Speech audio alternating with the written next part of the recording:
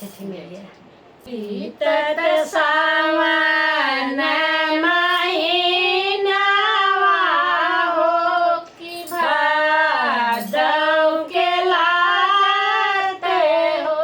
कि भादव के लागते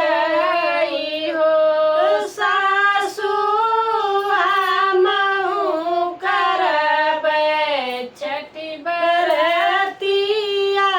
हो छठी माई के पूजब हो छठी माई के पूजब हो सासु हमहु करबै छठी बरतिया हो छठी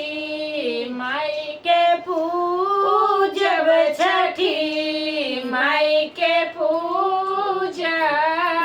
हो तनि बचन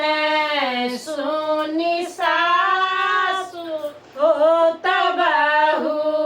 तय मगन भाई बाहु तय मगन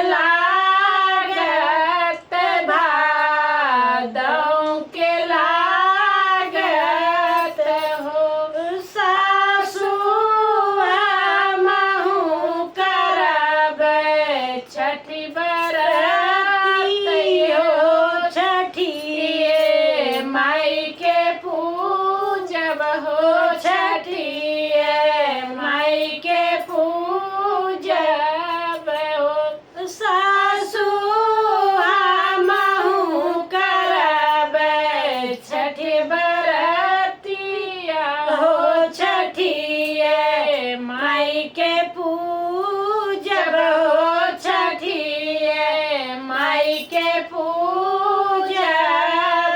हो। जय हो छठी मैया की, छठी मैया की जय।